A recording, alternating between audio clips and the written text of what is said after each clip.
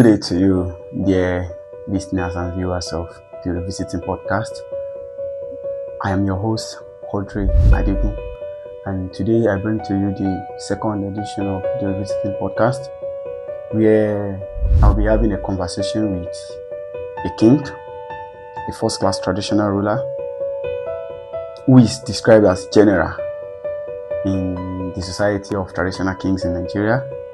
In fact,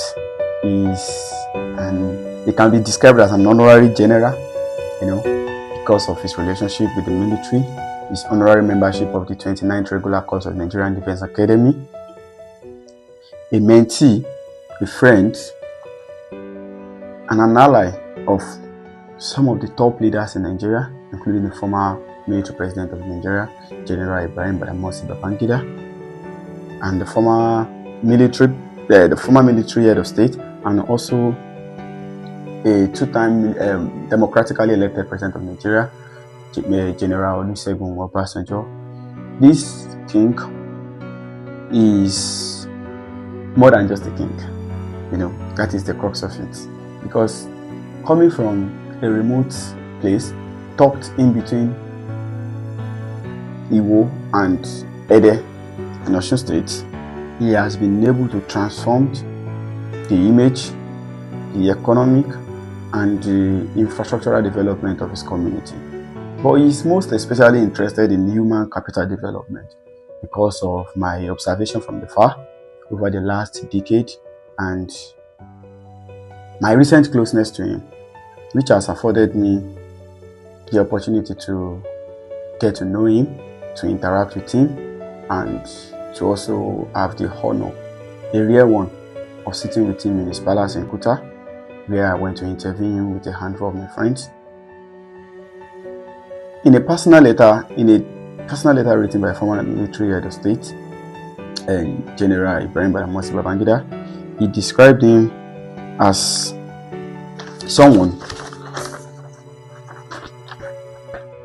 who he has watched closely all these years and became convinced beyond any iota of doubt that he is following the footsteps of his ancestors and would therefore take no time before he was ultimately called to serve, and he was indeed called to serve his people, to serve Osun State, to serve Yoruba Traditional Council, to serve Nigeria, and to serve Africa race as a whole. Join me as I present to you an exclusive interview with the Kabiyesi Olowu of Owu Kuta, Oba Ahmed Oyelude III. Thank you. The first question today is about the role of traditional rulers in democracy. What do you say now that we have governments who cater to nearly everything that we need in terms of infrastructure, education, health, human capital development, but we still have a whole number of kings today? What do you say is the role of traditional system? Thank you, our uncle. And I'm just using this opportunity to welcome you to the palace of Olowu of Owu Kuta. And I want you to know that I so much believe in the youth emancipation. That is why, despite everything, I have agreed to feature on your podcast. Thank you, sir. As a form of support, because I see you as an aspiring young man that demonstrates deep sense of knowledge in the happenings around you and beyond. And I must confess that sky is not even your limit. You are going places. Mm-hmm. Please keep it up, maintain the standard, and keep it up. Back to your question. The role of traditional rulers in a democratic setting. Yes, that's a very apt and key question. And I want a situation where you will balance it. One, the traditional ruler's role is clearly divine, irrespective of the system of government we are operating. Ours is aristocratic. from generation to generation. Every form of government that we might find ourselves in, the traditional ruler's role is perpetually entrenched to maintain culture, preserve culture, promote culture. And in a democratic setting, we were saddled with the responsibility of propagating and disseminating the various government policies to our people. We are the closest to the grassroots. So we bridge the gap between the rule and the ruled. So we are the closest to the grassroots. Traditional rulers' role is entrenched. But in this situation that we find ourselves today, traditional rulers, we believe that you are supposed to be the bridge between the rulers, I mean the government, and the people, the common men in the society. Does that not put you in a tight position, especially when the government is not yielding to people's needs, is unable to fulfill the requirement, the needs of the people? How do you balance that gap? Thank you very much. The people knows where the problem lies.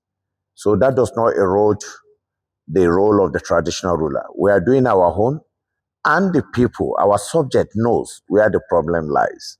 So traditional institution cannot be solely blamed for any shortcoming. Can a king join active politics? I think no. But of recent, I saw a Supreme Court judgment being bandied in the social media that permits public servants to be involved in active politics. And as such, there are, in some instances, we've seen some government agencies and some even former governors labeling traditional ruler as public servant. So if a traditional ruler is a public servant, I think they can partake in active politics if you look at it practically. But morally, it's wrong. Because I've read the Osun Chief Law. Yeah. And I see the authority that the government of the state, especially the governor, has over traditional rulers. And I feel like, is that not too hard that even a governor can decide, though on recommendation sometimes, and sometimes on political machination, as a form of political machination, that a king can be suspended? What's your position on that? Well, I don't have a single-handed position on it, because you said you read the Osun State Chieftaincy Law.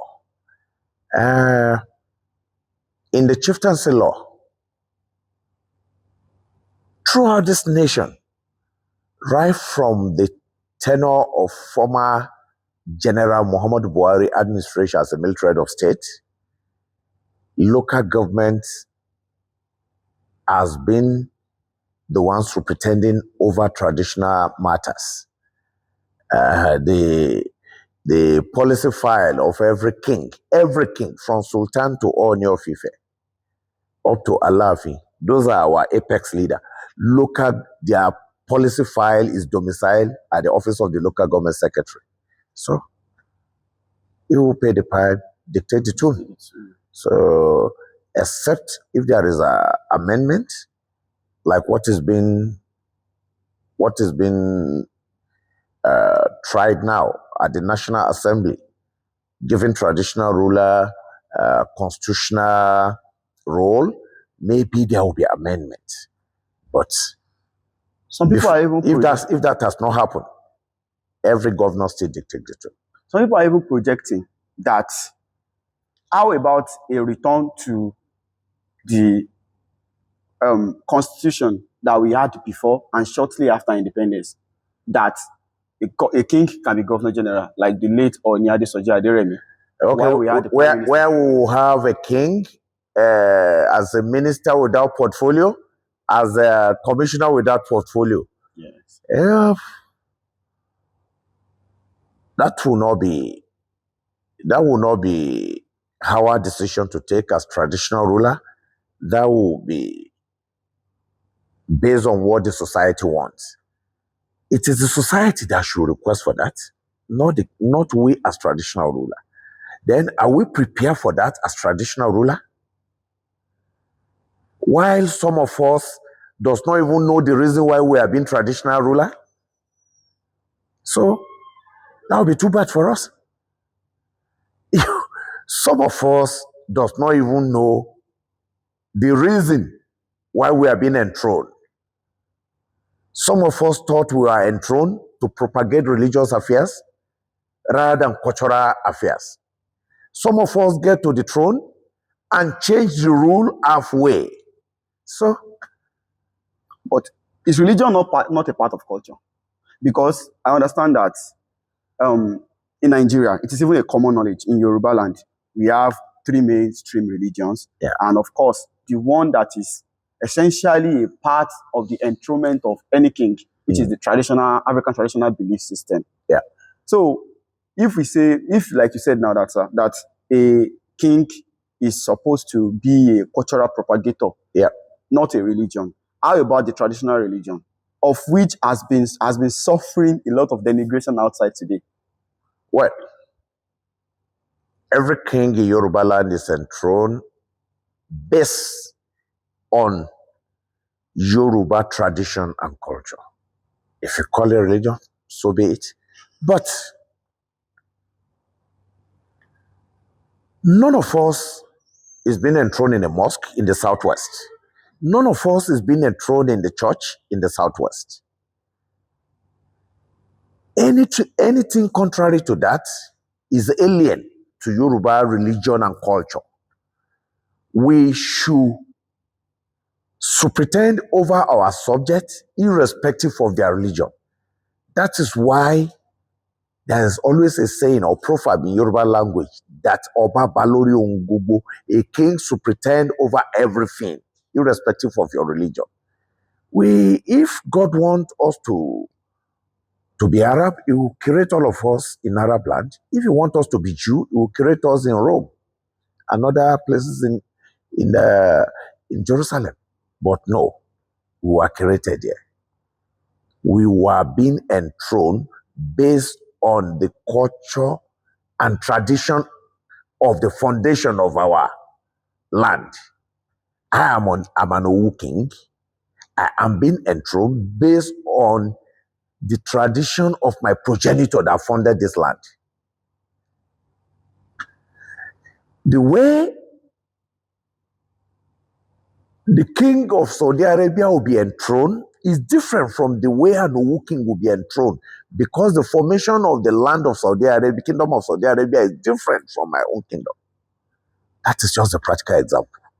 No two ways to it. And what is the future of such propagation, such idea that kings should be allowed to practice, of which they are allowed to practice their main religion, their personal religion, but of course some are trying to disengage themselves from the traditional belief system. So what is the future of such idea? Because sometimes you feel like sometimes some things are better killed, some things are better buried at the inception before they grow and become uncontrollable. That's true. The whole situation still lie on the ruling class, our sons and daughters in political leadership. If they so wish, all this brouhaha will stop. But if for political expediencies it favors them now, they allow it to continue. And mind you, if it continues like this, it will not be long before they will finally erode all our cultural background. They will bury it into the dustbin of history. There should be a law.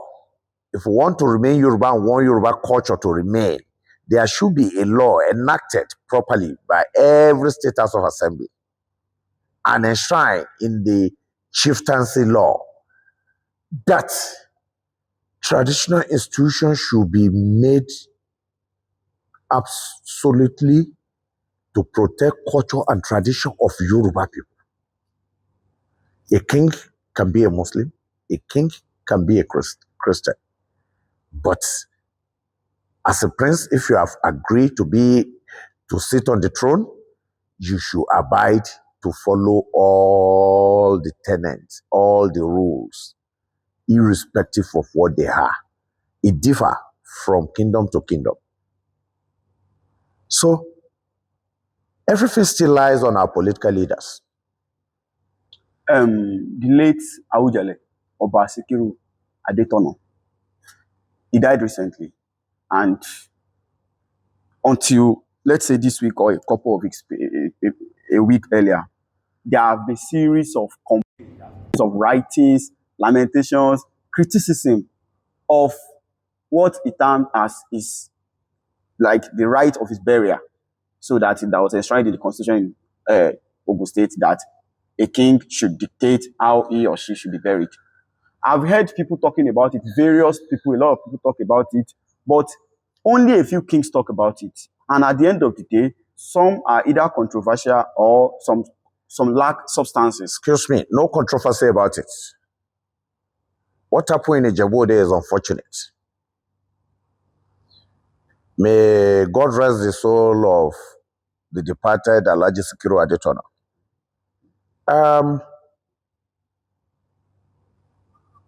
You don't change the rule halfway into the match. Unconfirmed, he had issues with the traditionalists. While the late Bisi Onabanjo dethroned him, that the traditionalists the Oshubos were not able to stand with him. Before that, the dethronement was stopped by General Oladipo Dia after the taking over of government by General Buhari. Since that time, according to source I said, as alleged, they said the late king has vowed to destroy anything tradition. And he has been the forefront and the vanguard of abrogation of everything tradition. Agama was top at the time. He published it he created a chapter, dedicated a chapter in his book. I have the book. He said everything tradition there is fallacy, nothing. Where they say he should not pass, say he has passed the place, he has not died. The Roko tree, they ask him not to set his eye on, he say he has seen it, he has not died. So, with all that going on, we expect sons and daughters that still want to preserve their culture and tradition to have raised eyebrow. He personally presented a bill to the governor, to the State House of Assembly, and lobbied for the bill to be passed. The bill was signed in his palace by the governor as a mark of honor. Yes, the status, everybody that knows Awujale in his lifetime was larger than life, very influential because he has sons and daughters who rally around him. But what happened in Ijebu land is an accident of history. It was an accident of history. And I believe there may be consequences. I don't know, but there may be consequences. So that is what I need to say. An accident of history has occurred, and there will be consequences. Because the corpse of a king belongs to the community, not his children, neither his religious faith. The community. If the generality of the community now so decide that they want to take the corpse of their kings to Saudi Arabia and bury it, so be it. If that is the way they buried his own forefather, if that is the way they bury his predecessor, so be it. If they decide to take it to Jerusalem for burial, so after all, God forbid, perhaps if the king died on a plane crash that they don't even see his ashes, what will we be saying? There will still be a way that they will go along with the tradition and culture. That's where politically they will say doctrine of necessity. Traditionally, we will say Yoruba Kingship, okay, it become Lasosi. So late Alhaji Sekiru Adetona has write history of Ijebu. And don't forget, since his lifetime, he has been saying that they are not from Ife, they are not Oduduwa sons. He said they are from Wadai. And he never withdrew that statement before he died. So I don't think we need to worry ourselves about it. There is a belief, a new trend online, because nowadays online is the best place to sample public opinions. That some people are ready to embrace this beautiful attire on you, sir. The bead, the agbada, the cap. They are ready to embrace it until we begin to include the religious, the rites inside of it, that, okay, some spiritual part of it, because they believe that the spiritism in this culture of ours is mostly designed to create fear in people's mind. And that is what has been chasing some people away from it. Because some people are fine with wearing these beautiful clothes that we have put on, but that part of it, they are not okay with it. Thank you. There is difference between culture and people's way of life. One, this my attire in Yoruba land is called agbada. In Hausa land is called babariga. And it's not synonymous to kings alone. Every Yoruba sons and daughters can adore the agbada. Designs, the ornaments, the bead and crown may symbolize kingship.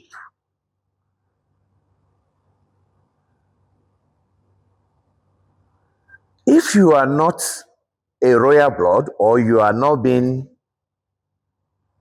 enthroned as a king, you are not supposed to hold this bead and put crown and hold the walking stick, beaded walking stick. As rich as Adenuga is, as rich as Otedola is, you will not see him putting the royal bead and crown and walking stick and said this so that people started thinking what's wrong, because they know he has not been enthroned as a king. But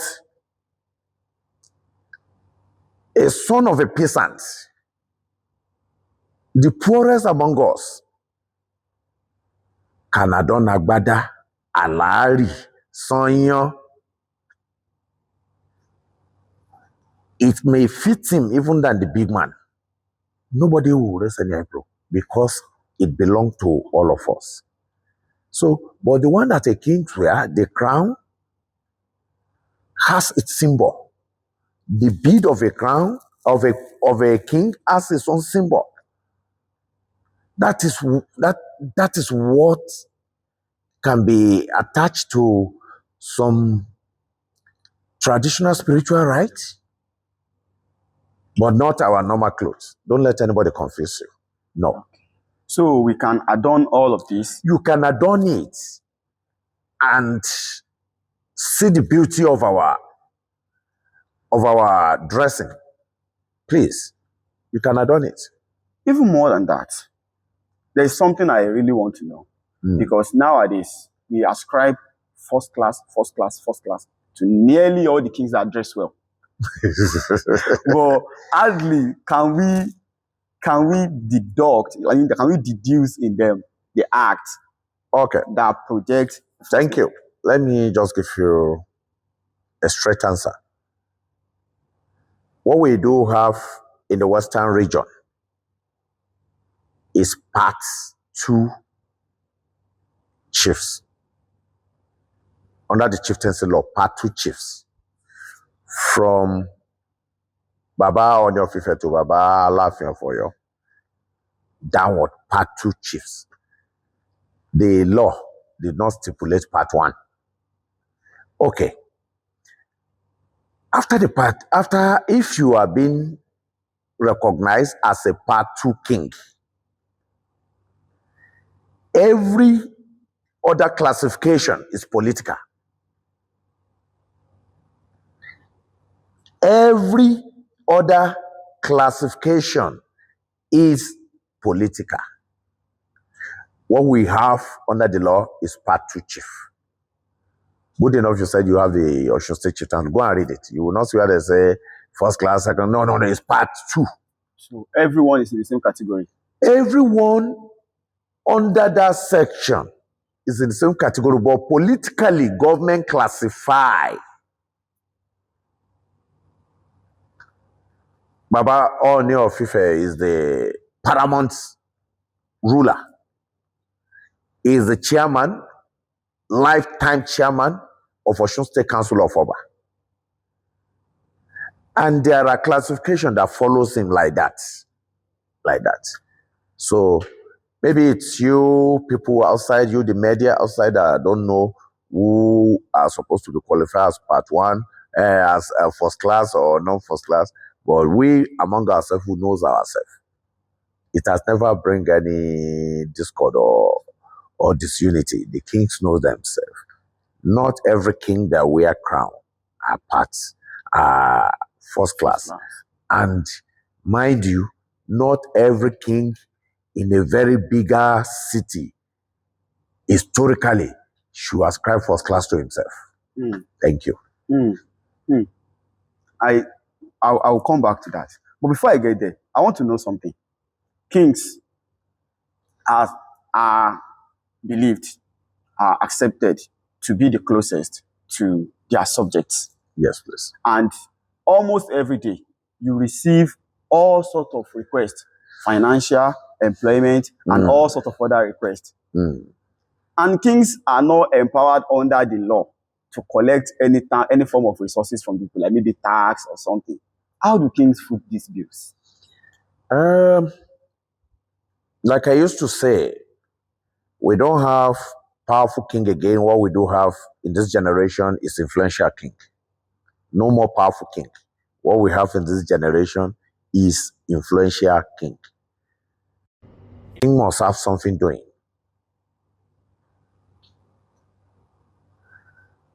Many of these requests, because the palace is always open, the house of local government chairman is not always open.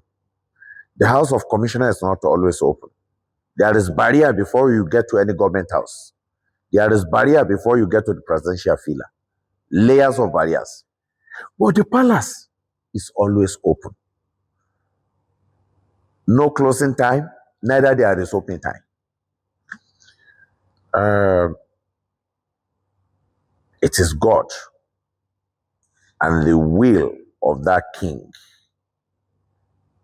from his personal patrimony that they are doing many things. The government budgeted, allocated 5% of the gross allocation to local government. That 5%, since many years back, it has turned to 2%. It was the regime of General Abacha that decreed. After Abacha, no president after Abacha have added a dime to it. So, and the responsibility of the palace keep increasing every day. That is why you find some kings that doesn't have the way with her, looking the other way, taking people's land. There's a proverb, a saying, a street saying in Yoruba that bí kò bá sí àlàálì mọ́, àràmù ló kàn. That's the reason that proverb become potent. So you said earlier that General Sani Abacha, Yeah. late General Sani Abacha, Yes. decreed the reduction in the Decreed inclusion. Is General Sani Abacha that give kings 5% of local government allocation. It's Abacha that did that. No government has deemed it fit to pity the king and say, be giving them. Before Abacha, they only give stipends, very few stipends. But Abacha said, no, their responsibility is much. He now said, 5% of the gross allocation to local government should go to traditional rulers. And after Abacha, no government has ever had a dime or any form of additional welfare to those kings. But the kings that we are talking about are not just ordinary people. Yeah. I've seen your picture with the movers and shakers of this country. I've seen pictures of Ooni of Ife. I've seen the picture of other great kings interacting and relating. In fact, most of these politicians do not get into office without seeking your blessing. What do you discuss with them? We discuss everything you have been asking me with them. It is one thing to discuss. It is another thing for our political leaders when they get there to do what they do promise. And like I did told you earlier, a king is not supposed to be a politician. So, and you don't see politician campaign after the election. Many kings will not even see their governor in his palace except during the campaign. So we have sons and daughters at the assembly level. It's one thing for us to ask, but is it the priority of the government of the day? If the ruling class has not prioritized it, and there is no enabling edict or law that backs it up that they should do this to the kings, we will wait until after 4 years they come back to the palace and they will tell us these are their impediments, these are why so promise were unable to be fulfilled. But they keep repeating the same cycle every other 4 years. They come. It's left for you and the society. Is the way you cut your clothes that it will be when you wore it. So it's what the society wants that is happening.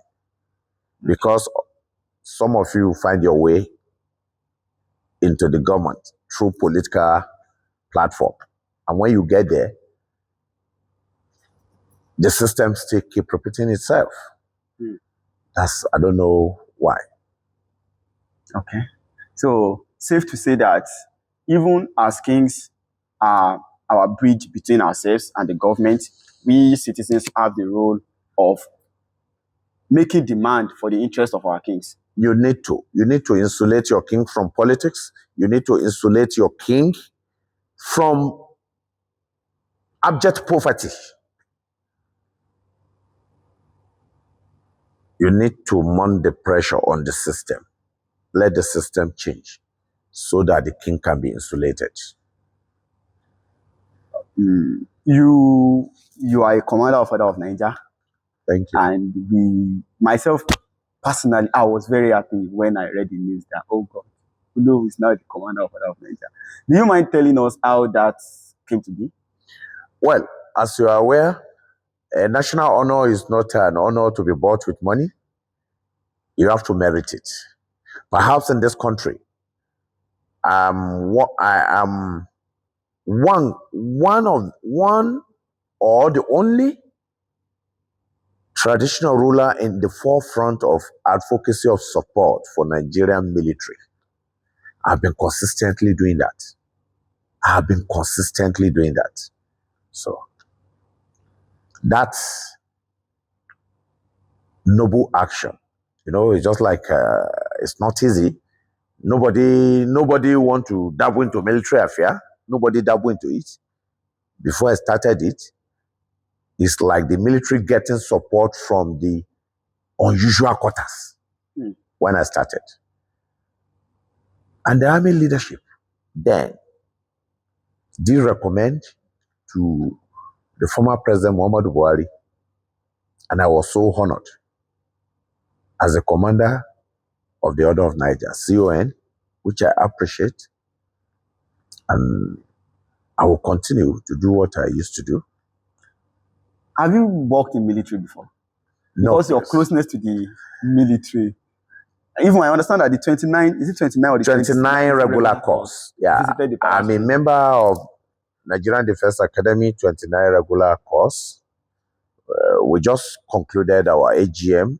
The AGM was zoned to Osun to honor me. 3 days program.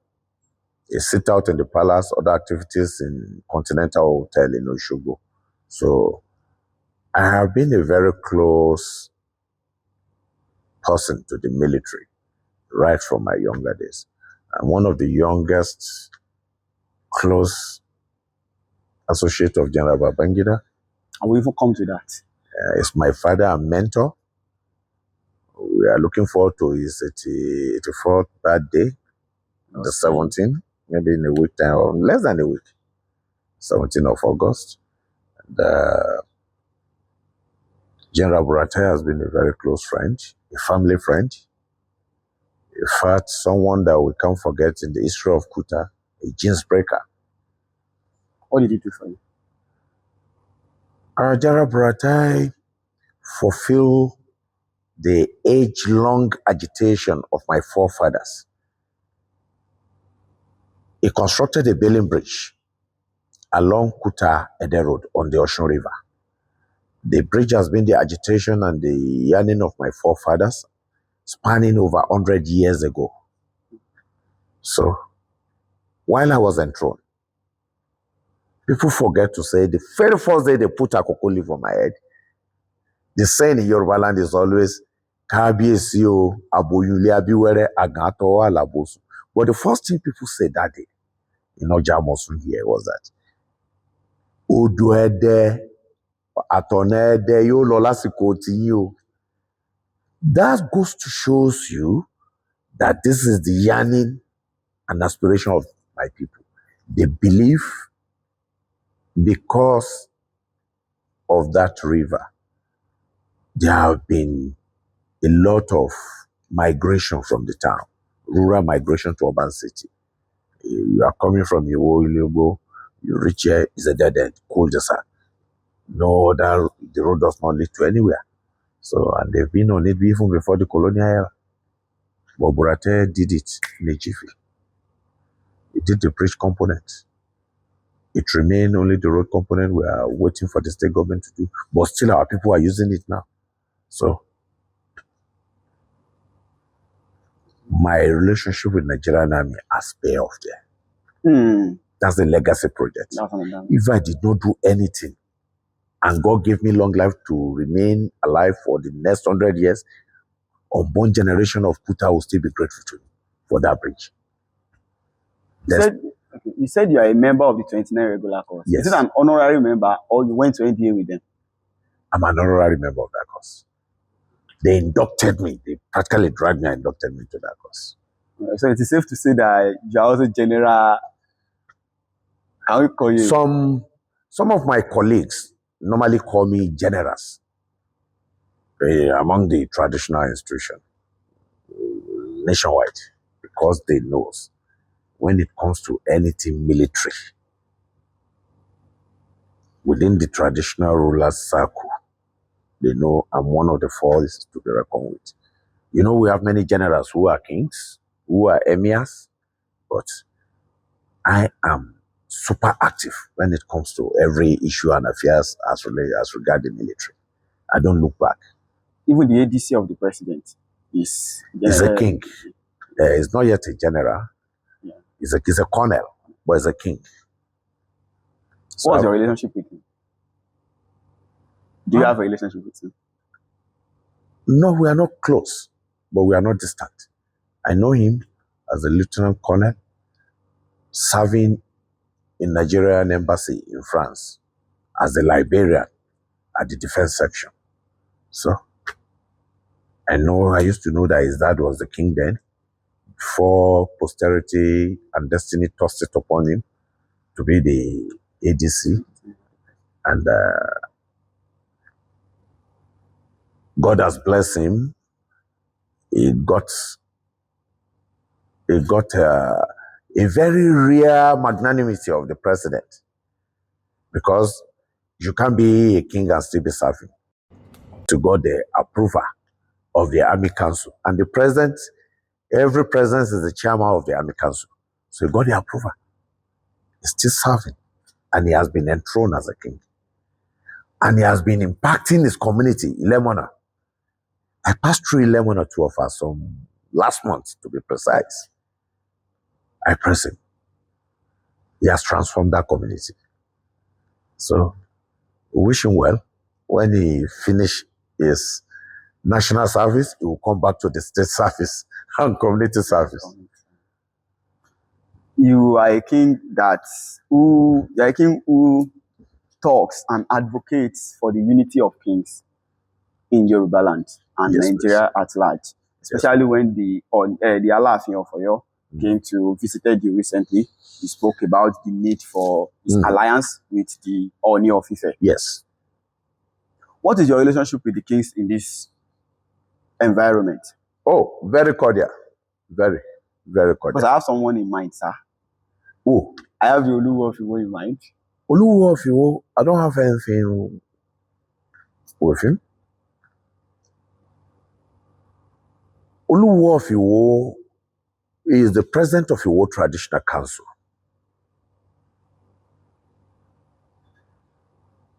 Before his ascension to the throne, the late Olowu Oba Olowu Tadeshi play a father figure to all the king within the 3 local governments. But the ascension of Rashidi Akanbi defied the whole traditional council and laid and set up, he met his forefathers. If Oba Adewale Akanbi is my personal friend, on ascension to the throne, I visited him in the short-lived Ikwebi then. Since then, I become to like him. As a young man coming to ascend the throne of his forebearers, I was introduced to him by Remy Morgan. But, mind you, our pedigree is different. It did not offend me personally. The day he slapped the Olowu of Ogbagba, that's the day I draw a line. I said, no, I will not have anything to do with this guy again. No law binding me to have alliance with him by force, no.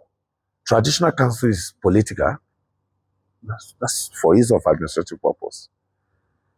I don't have cultural ties and affiliation with him. I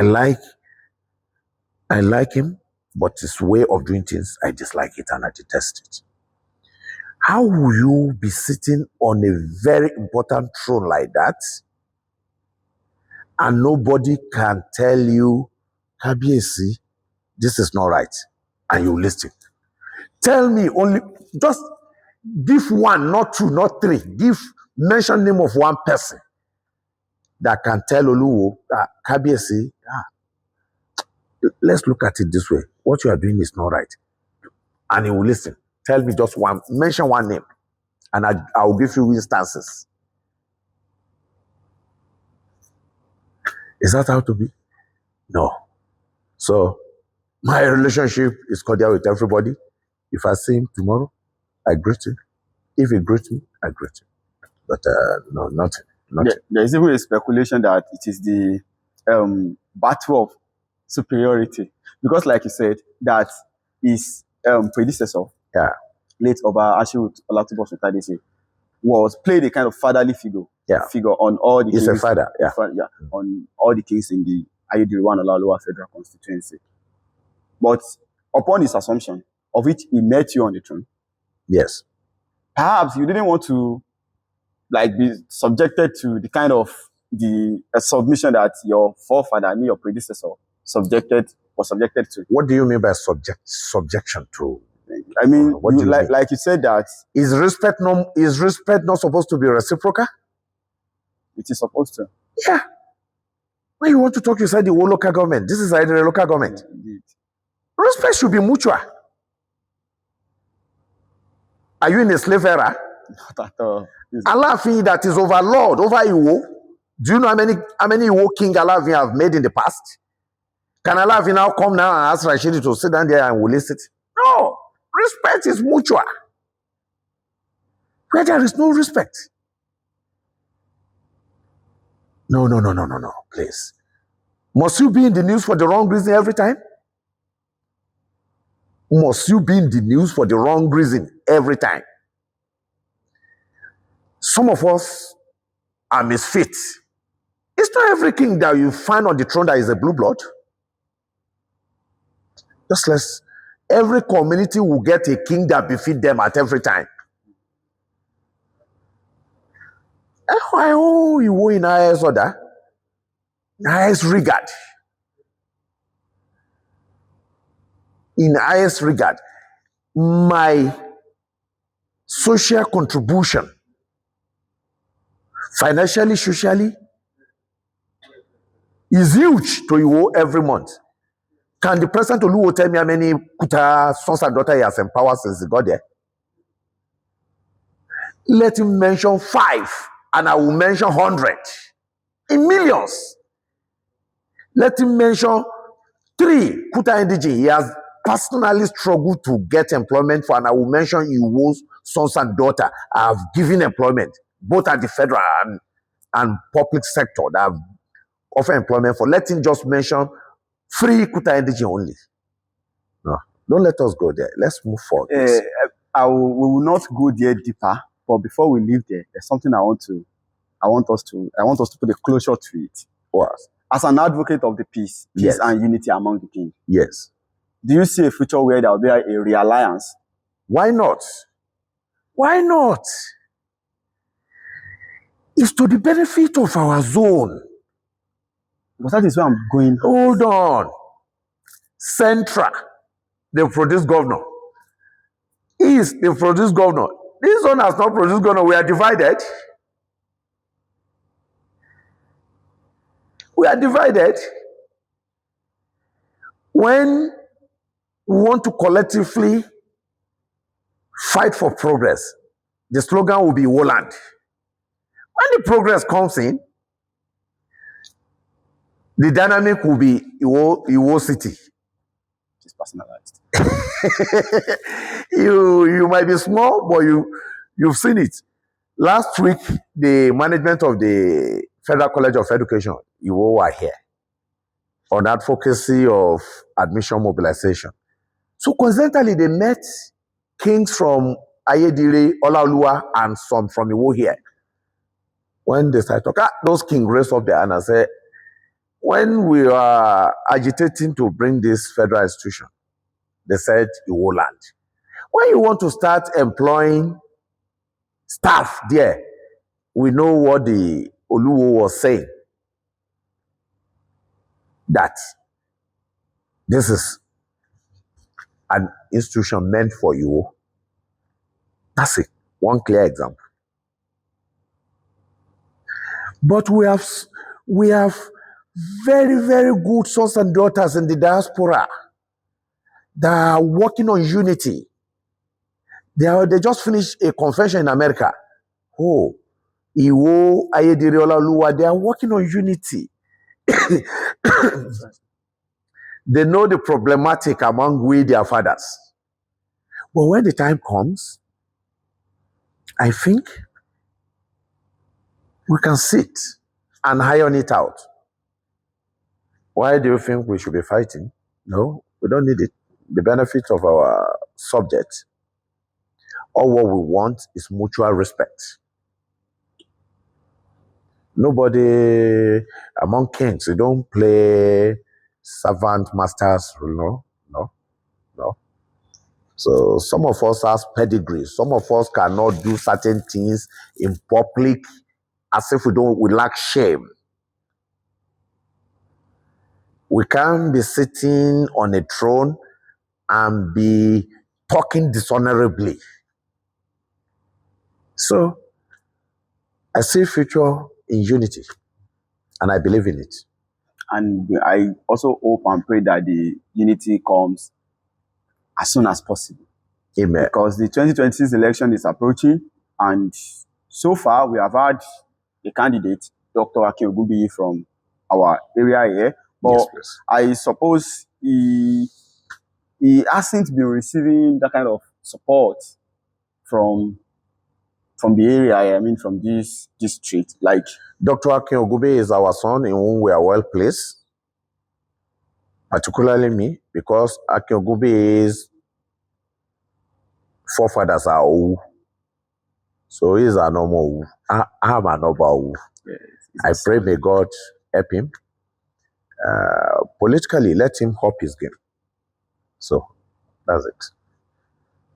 You are reputed to be a patron for many organizations, Yes, please. for being a friend with many influential people, and for being a king with top class.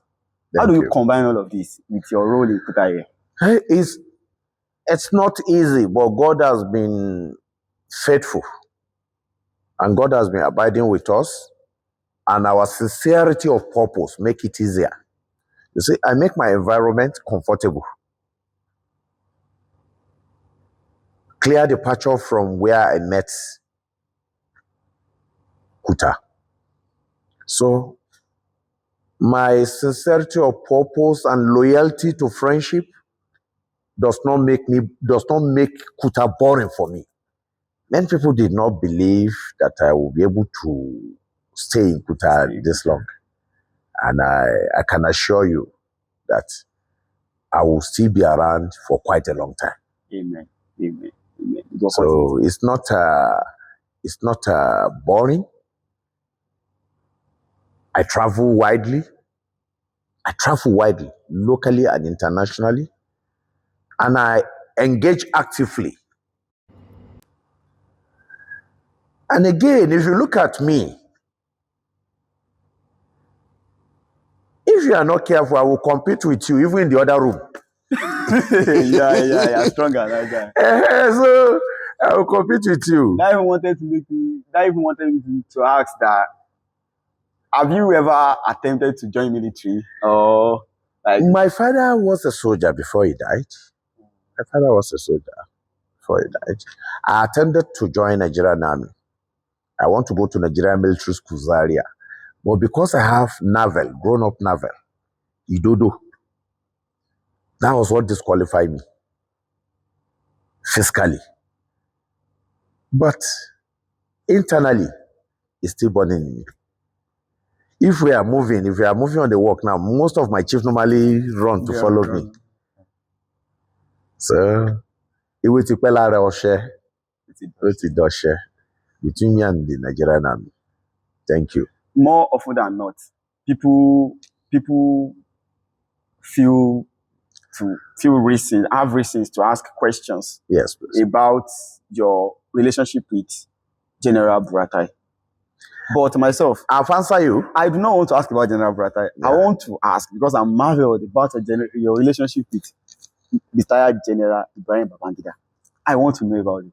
Well, retired President Ibrahim Badamasi Babangida is a father, is a guardian, is a mentor. If you can cast your mind back, I am the national chairman, IBB Vision 2003, and the national chairman, IBB Vision 2007. So I've been with General Babangida for quite some time as a mentor. During my transition from a prince to king, while there were speculation and hot contests, the day I was eventually selected and announced by the state government, he personally wrote a letter, a 4-page letter. That letter has been archived. If you see that letter, you read that letter, I might ask them to make copy for you to screenshot in this your podcast. That will tell you what I meant to General Babangida. He has predicted all this transformation that I've turned Kuta to in that letter from day one. The second day, the letter reached here the day they will install me. He sent his cousin, a delegation led by his cousin, with boxes of clothes, many boxes of clothes, and logistics. Up to today, if you did not hear from you, Kabi, say, how are you doing? I said, fine, sir, fine, sir. You can see his picture with my pictures, different pictures, not as a king. The book Oga launched recently, the widely celebrated book that attracted billions under 2 hours. I am privileged to be the only king that Oga put his picture inside that book. I read the book. You saw the picture. Mm-hmm. So I'm privileged. So it's my father. It's my mentor. It's my guardian. We are proud of him. And every Osun indigene should be proud of him. He gave us social state. Thank you. Oh, well, I think there's a kind of nexus I want to create here. For people, Babangida was a former president. Yes. For some people, he was a dictator. To some people, he was a man that annulled the 1993 election. While to some people, he is a father and a mentor. So to you, more than the politics, yes, he is a father and a mentor. But I want to know, Babangida is not someone that anyone can just meet anyhow. I know you are not anyone, sir, before you even became a king. But how did you meet him? You wait till when I want to publish my memoir. I'll put it there. So that it will be an inspiration to upcoming generation like you. Okay. Thank you. Thank you so much, sir. So previously, I understand that you used to be a regular visitor in the palace, the government house, during the time of former Governor Aregbesola and former Governor Oyetola. What has happened? Nothing. Nothing happened. Nothing. I used to be a regular visitor during the time of our friend, Governor Aregbesola. You know, he's the governor that was there while I was enthroned. Yes. He signed my instrument of office. And Oyetola is somebody I personally like as a friend. Our relationship lasted till the last day in office. And during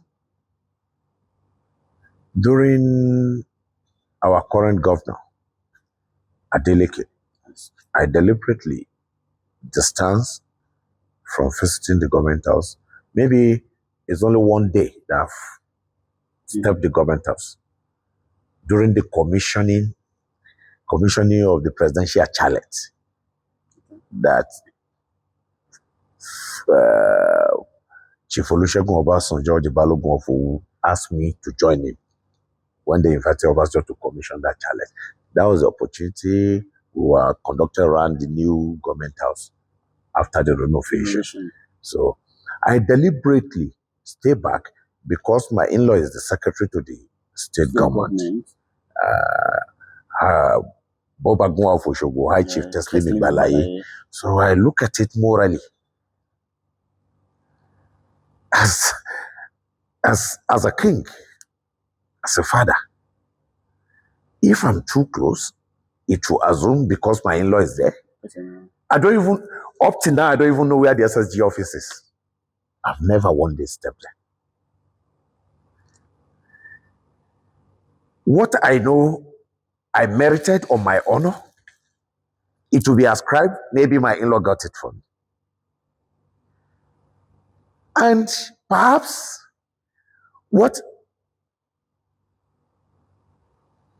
I merited elsewhere, if people keep seeing my frequency there, they will think that's where I got it. No.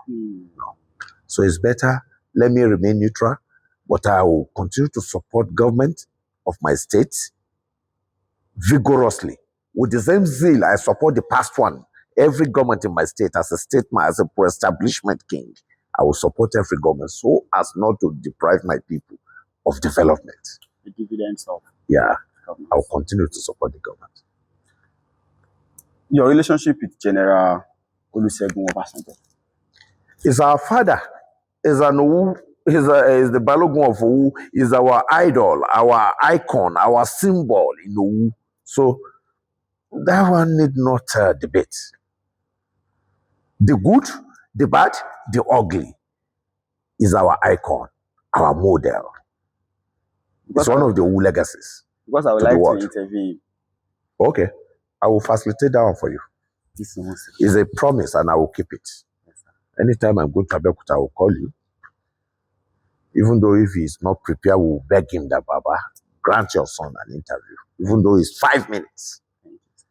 We'll do that. We'll help you to get crash. Thank you so much. Thank you. You have been doing this for us. You welcome us. You open your door to us. You give us money. You give us access. You give us contact. You give us your time. We cannot thank you enough. You're welcome. Thank you for being a father to everyone. Thank you. Thank you for supporting us.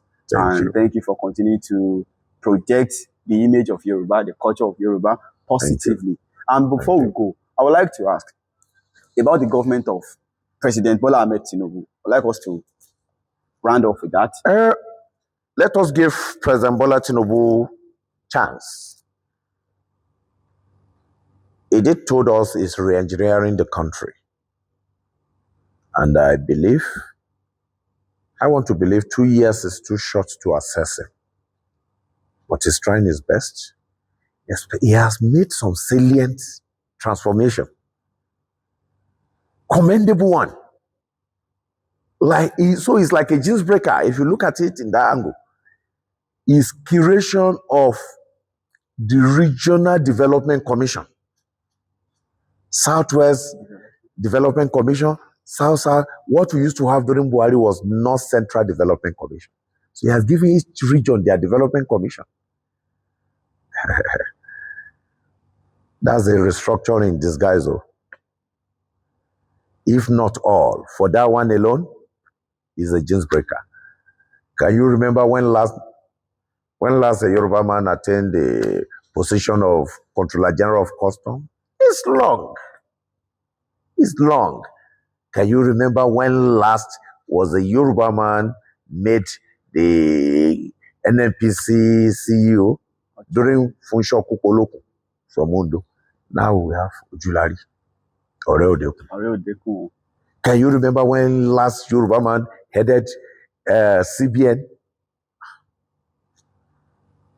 According to MC Oluomo, Kudus Fashiwaju. You may not know. Me, I'm looking at it. Yes, accepted. There is hunger in the land. The president did tell the governors publicly. He said, wet the grass. He said there are cries from the grassroots. So I'm happy that he knows. He knows. Look at DSS. Since when do you see a Yoruba man after Obasanjo that bring Kayode Are? Hey, as what you have, he has shaken a lot of pole and pillars. It will take long for you to see the effect of what he has done, especially in our own side of the country. I'm talking as a Yoruba king. I'm not talking now as nationalist. If I want to talk as nationalist, I would say we are nepotistic, nepotistic. We have taken all, like we accuse Buhari. But Ilela Akoshe Kole Kongo Aton. That's what I wanted to ask. It's not stretching across, especially to Osun State. Those people are sure you put there. They are the ones that are supposed to let it trickle down. Let them allow it to trickle down. But the man has tried kundus for him again. So for the second time, I saw you as your backing for his second term aspiration. Does he have your backing? The electionary campaign has not started. Yes, sir. And when the time comes, definitely, he has my support. Thank you. Thank you for your time. God bless you. And thank you for Thank this you. great honor. Kare. Oshe. Yes, sir.